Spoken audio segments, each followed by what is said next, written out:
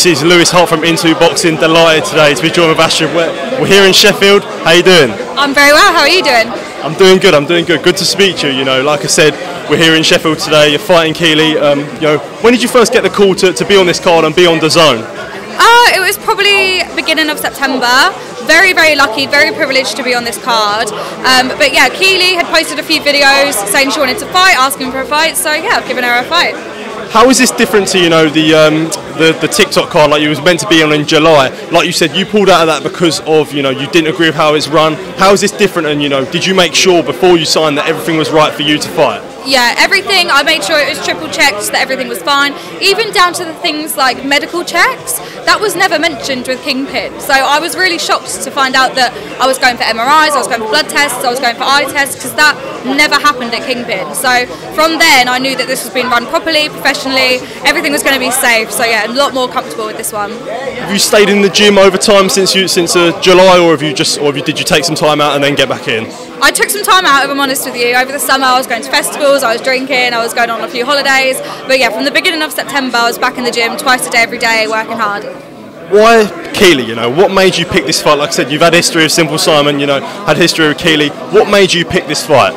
I've said this a few times now, it's a little bit confusing for me because me and Keeley used to be quite good friends, well, friendly, and then all of a sudden there were videos of her saying she wanted to fight. She'd done a few interviews saying she would like to fight me, so yeah, I thought, you know what, if she wants it, we'll fight, and here we are. What do you sort of make her as a person, you know?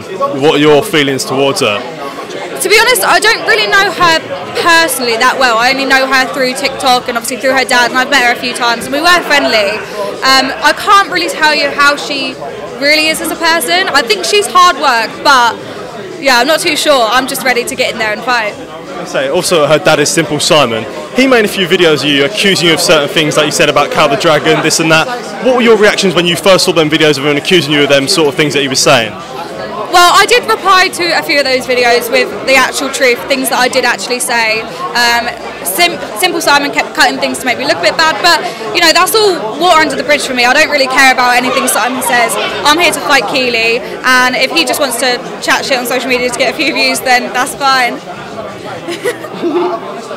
What's it like learning about boxing for you, you know, progressing in the sport? Like I said, you were very new to the game, but what have you learned so far from, you know, being in the sport and getting involved with it? Honestly, it's been an insane journey. Before all of this, I wasn't actually really into boxing that much. I didn't like seeing people get hurt, so it's strange.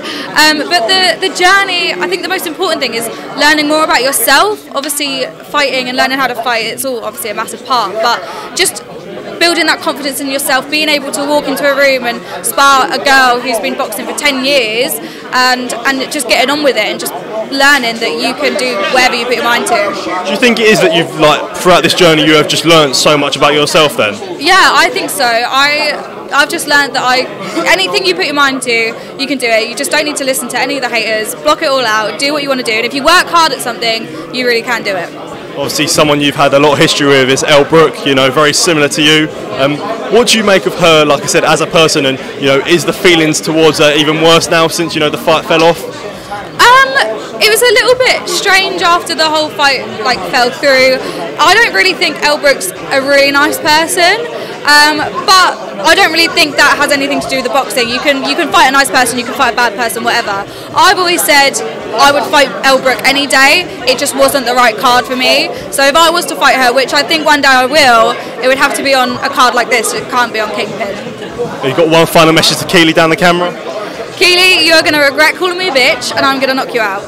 Thank you, cheers, really appreciate your time. Thank you. Cheers. This is a fantasy fight. This fight has been a long, long time coming. This rivalry goes back to 2012 when they last met. Savannah Marshall won that fight. She wants to get that win back. She won't be able to sleep properly at night until she reverses that loss. A 10-year history. Since she wants to say she's going to knock me out, I am coming over to prepare to knock her out. Larissa has never faced a threat like Savannah Marshall. The fight will live up to the hype.